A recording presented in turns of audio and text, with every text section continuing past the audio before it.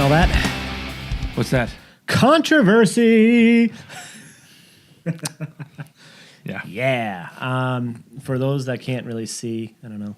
This is a bottle of Wicked Weed Dark Arts, which is rum. This is the 2016 edition, which is rum barrel aged, fermented with Brett, 15%. I thought the controversy was the snacks on the table, which we've never done on the video before. I forgot we had those. We have goldfish. We have my daughter's goldfish and my daughter's sippy bowl. Because this was the biggest bowl I could find. I was like, I'm gonna bring one of a good bowls. It's like ceramic. We'd probably break it. So I'm gonna move these over here now. Awkward. It sounds like we need a 15% beer right now. Nope. So, yeah. So, Wicked Weed just got bought by InBev 2 days ago. Yeah, this week. And there's been a shitload of backlash. And more than 2 days ago. It's we've this had week. this bottle sitting in the fridge for a while. I've been dying to try it. This is our first Wicked Weed. No. Did I ever? I don't know. I may have. Did I ever release that Goes review by myself when I was testing the new equipment? I don't know. Anyways, so yes. So we love it. We love some Wicked Weed. Like, they make fantastic sours. Like, wait a minute, didn't you go to Wicked Weed like a week ago? I did go to Wicked Weed a week ago. I should have mentioned that originally, huh? But before they got bought, before it was official. Literally the week after they got bought, I was there the week before they got bought, and I did the tour and everything. I was at the I only went to the Funkatorium, and it was amazing. It was fantastic. We did the tour was out of this world. They gave us sample glasses, and they just kept feeding us bourbon barrel aged sours, like, to give us Oblivion, and it was so amazing that I got hours of texts from Sean that make zero sense. At like 6:50 p.m. is when they started, and it was just like complete nonsense. It was great. We had a great time. But then but the best part was afterwards we went to 2 other places. We went to Burial afterwards. But yeah, it was. I would have, after seeing Wicked Weed, I said to Mike earlier, right before we were doing this review, I said, if I didn't go to the brewery the week before, maybe I could have been like, I guess I could see it, maybe. But like, after being there, like, just the vibe didn't seem like they would be the type of brewery, especially just from the tour guide and stuff like that. It was just super chill, super down to earth. But I don't know, I guess I keep trying to think, because I've been through 2 acquisitions work-wise, like, but small craft breweries and a startup are 2 different things. Like, you're usually starting a company for that reason, right? Like, to get gobbled up, probably, at some point. But I mean, I guess craft beer is different. It feels different. Yeah, because it feels personal. Yeah, because So, like, what are your feelings on this? As I'm talking about the feelings, I'm going to start trying to open this wax cap, because it's probably going to take us 7 hours. Right. So, the cool thing about the wax cap, by the way, that's hardcore. That takes time. There's 2 sides of the fence, I think, and there's probably like a middle side of the fence. We're like, I'm not really sure, or I think it's good both ways. I can see both sides of the coin. Like, I guess if this is what their end game was, sure, but if they're still gonna, if the quality is still the same, I guess I'm okay with it. But on the other side of the coin, which I agree with, it's not like Lagunitas and Heineken at this point. Oh yeah, Lagunitas just sold the rest of their. This morning, I think, right? This morning, yeah, and you should probably pop the. You can probably pop the. Cap off right now with the knife. I'm just waiting for me to kill myself. Yeah. So I guess it's the shady business practices, not shady business practices of InBev, but the way that they're against like small craft breweries, like in regards to like certain like laws and stuff like that within Congress and the government. In that part, I get as well. So it's like, I love the brewery, I love the beer they're making. Could they have maybe gone with someone else? Maybe they could have went with Cigar City and went with I can't think of it off the top of my head, but whatever company has like is funding into Oscar Blues and whatnot. I don't think it's Oscar Blues. That Oscar Blues didn't technically buy Cigar City. I think there's a parent company, but they're just kind of they're their venture capitalists or whatever. Correct me if I'm wrong in the comments. I think I probably get it off. Yeah. And I don't know. It's the backlash has been more than I've Severe. seen. Like, I guess as of last night, 25% of the breweries at the Wicked Weed Invitational that is going to be in July have backed out. It's probably more now. One of our favorite breweries backed out. Yep. Night Shift. Yeah, right there. Whoa, that just smells like rum. How I feel about it personally is, good for the owners. I'm glad they got some money out of it. I'm sure they got paid like shitload of cash. I don't know how much Wicked Weed I'll be purchasing. Sort of like I don't really buy like. Yeah, we say we can get it up here. They recently it was within the last year that they started showing up here, but very rare. Yeah, I just sort of feel weird about endorsing like InBev, right? Like I don't know. Like Ballast Point just got bought up. They got bought up a while ago. No. But yeah. But I haven't really bought their stuff. But I actually stopped buying their stuff. I think before. Yeah, me too. Unless Grapefruit Sculpin, that's like my if it's someplace I'll buy it. I don't buy it anymore in cans. Grapefruit Sculpin is so tasty. I think I got a little more than you did. Whatever, we still have a lot in there. Yeah. I was more just pouring conservatively for nose purposes.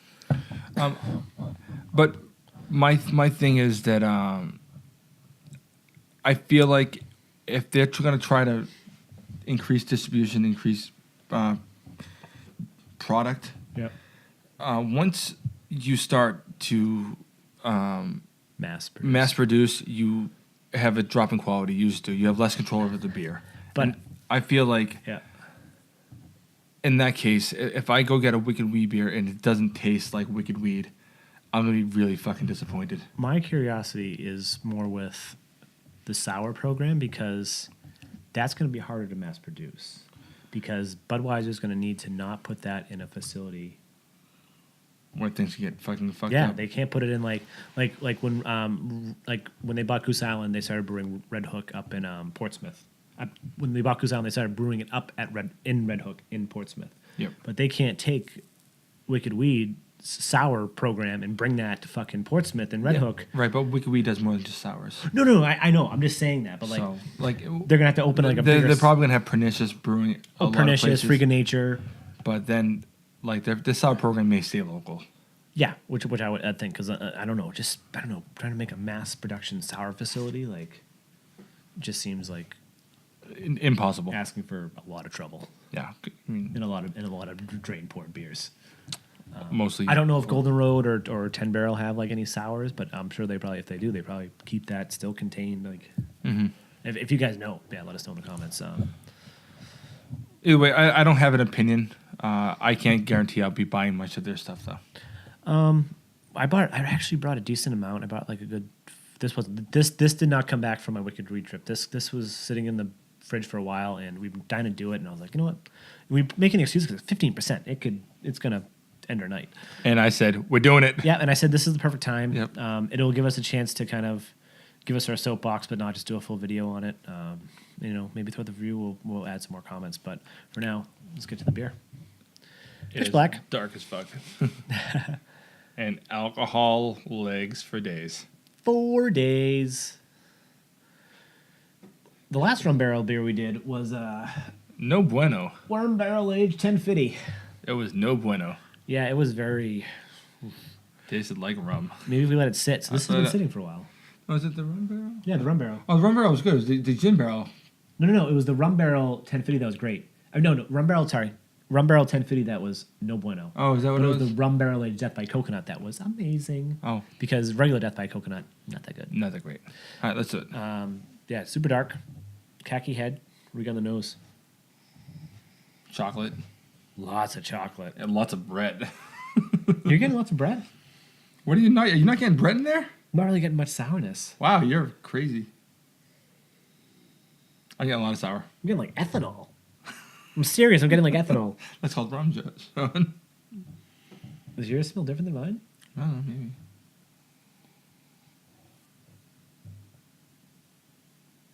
Yeah, I'm getting more sour in mine. Don't know why. Yeah, I'm getting a lot of chocolate. I'm getting some dark fruits. Oh yeah, dark fruits. I'm getting Raisins. rum for sure. A lot of rum. There's a lot of alcohol burn in there. In the nose. We're getting that bread sour, kind of. I'm not really getting the Brett. I want to get the Brett. No. I'm literally getting like it smells like rubbing alcohol. Like when I get deep down like this, it smells like rubbing alcohol. I'm not getting that at all. I don't know. I don't know. I guess let's see what we got on the palate. Cheers.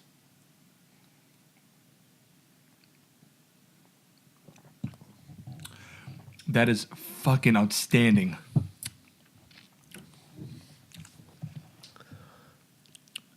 That is outstanding, Sean.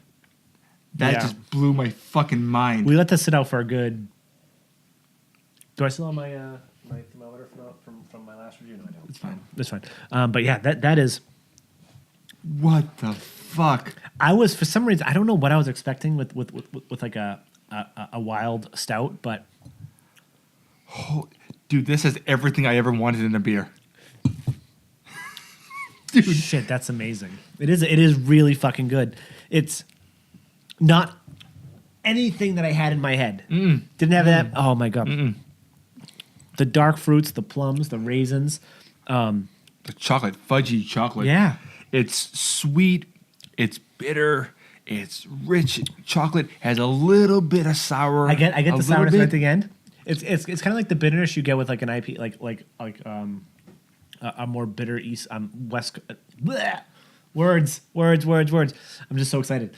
It's sort of like the bitterness you get with like an East Coast IPA where you get it quickly and it dissipates. That's how the sourness gets with this. Yeah, it's a really awesome character instead of being like a dominant part of it, which I expected it to be.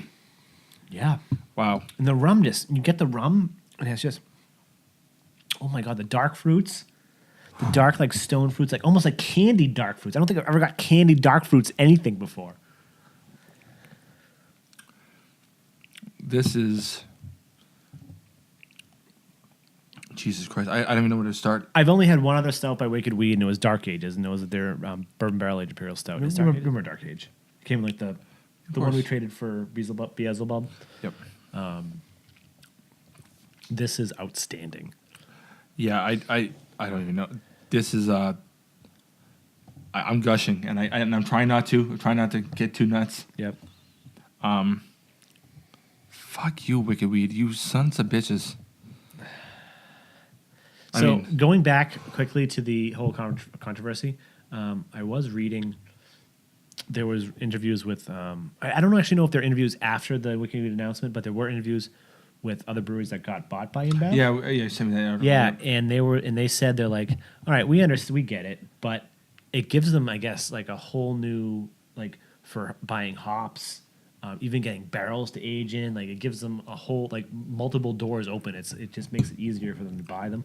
And I guess I can see that. Yeah, okay, then that means that the little guys are gonna lose out because InBev has the buying power, right? Yep. But on the plus side, it could make for Wicked Weed's prices to drop and distribution to pump up. But I don't know, right? Like, I don't know.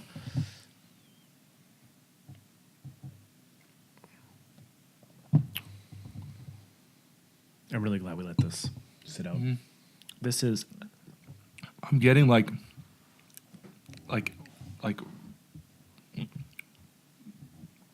molasses kind of that Yep. that sweetness, and I think what the Brett is doing, it almost gives it that little bit of a drying kind of a finish. So it's so sweet and so rich and so wonderful, and then Yep. it just goes. Oh my goodness. And like it looks like it'd be sort of like a thick kind of a, but it's not. It's really, it drinks wonderfully. It's not as heavy as you'd imagine. Nope. But it just, you take a sip and every bit of your tongue is just jumping for joy. Yep. It's everything you want. I love how sweet it is. I love how that roast, the little bit of roastiness. I Yep. love that fudgy chocolate. You get that little bit of boozy rum and that little bit of the Brett right in the back. And then it pulls away. This beer is spectacular. And it wants me, and when it pulls away, it makes me want to take another sip because I want that sweetness back, Dude. and want what it was giving. And then it's like, but you can't keep taking another sip because it's 15%. Or I can, but oh my goodness, this is insane. Mike and I were talking before the review. I guess 2014 was bourbon barrel aged, 2015 was tequila barrel aged, and then 2016 is rum. I wonder if they did a 2017. Let's look that up. And Mike was like, I bet 2014 was the one we wanted because of rum barrel aged. I'm like, I don't know. Bourbon. So yeah, the bourbon barrel aged, and I was like, I don't know. I feel like I want to try the tequila one, just because like. But now I definitely now wouldn't you say after tasting how complex this is and how delicious this is, wouldn't the tequila one be interesting? As much as both of us hate tequila. Yeah, maybe. Dude, like this is making my toes curl. You have no idea. I'm so excited about this beer. I don't think it doesn't really drink 15% either. Maybe 12%. Then again, that's just me. Like, this is not our first beer of the night. We'll leave it at that. Fair point. Do you want to wrap this one up, or? Yeah, probably. Right. Like, regardless of controversy, let's just say that this beer is amazing. What would you? I'll give it a solid 5. You give this a solid 5? Solid 5. I cannot. Yeah. In good conscience, go lower. This is as good a beer as you can find. Yeah. I mean, this is the dessert of all beers. I mean, if you want to I'm gonna go 5 with you as well. I don't understand why Beer Advocate gave it a 89. Like, I feel like it's super high, much higher than that. That is ridiculous, and it's wrong. I'm really wondering if people didn't let it open up enough. But like when we poured it, it was we let it sit out for a good probably 20 minutes. 15, 20 minutes. 15 to, I think we did one review before. So 15, yeah, probably a good 20 minutes. Okay. We poured it out. It poured out pretty warm. Like the bottle still had some condensation on it, and it was still felt cold. And then we obviously fiddled with it for a little bit to get it open. This beer doesn't have a single flush on. I'm getting cherry now, and yep, and like candied something. You will not find a better beer. I mean, you'll find beers equivalent, maybe. It's getting sweeter and sweeter. Like, oh man. But it's getting sweeter, but richer, and yeah. Oh. And to be honest, I was never expecting this beer to be this good. Like, I was expecting it to be neither. Pretty good. Like, I was like, Wild Imperial Stout. I've had them before. Like, I think at beer fests, but that's probably it. I was expecting to taste like a better version of what's that Sam Adams that stout they have. Oh, in the bottles? Yeah, there's a bunch of them. Well, there's like 3 main ones that they do, and one's like a red. Is there a stout with Brett? It's not Brett, but it's sort of a soury kind of a stout. Interesting. And I was expecting it to be like a more sophisticated version of that. Yeah. I did not expect the orgasmic indulgence, this insanity to come out of this bottle. Yeah, it's just and also this beer is brewed with. So actually, we didn't mention this. This beer was brewed with brown sugar, agave, and honey. That makes sense about the sweetness. Oh man, this is delicious. It's outstanding. It is outstanding in every way. All right. Sorry, I'm fine. like gushing. I can't. No, stop it's fine, dude. The hype was not low, but I was expecting like a 4 to 4.5 beer. Me too. Possibly. I wasn't expecting a 5 out of this. Nope. But it did it. Shit. I'm really glad. I was like, let's just do it. Fuck it. It's the perfect time to do it. Yeah. Controversial time to do it, but whatever. Yeah. Wow. This is fucking. All right. Yeah. Goddamn. It gets better as it gets warmer, and now it's getting super warm, and it tastes like raisins. And I said raisins before, but now it's like the raisins and the dark plums are like super like, and then like tart cherries. Cherries up. Oh yeah. Like chocolate covered tart cherries. No, you said that already, but yeah. Oh man, if you guys can still find this or something, I'll trade for it. I'd love to get another bottle of this and just sit on it. Yeah, I'd just steal it and drink it tonight. Yeah, fair enough. All right. So Nerdsense 5 for Wicked Weed's 2016 Dark Arts aged in rum barrels with their house Brettanomyces. Nerdsense.net. Please like, subscribe to this video, and comment. Let us know if you've had this. Let us know if you think we're like out of our gourd for loving it so much. And you know what? Not sorry to comment more, but let us know what you think about the whole Wicked Weed thing. I know there's been a bunch of comments going around, a bunch of other beer tubers reactions. So I don't know. I guess let us know what you think in the comments as well. And yeah, get it. This is the first 5 in a while, I think. In a while, yeah. And it's not an IPA. Since that was that sexual chocolate or whatever. Oh yeah, we haven't had a 5 IPA in a while. No. Well, anyways, I'm Sean. And I'm Mike. And this is Nerdsense Drinks. Excellent beer.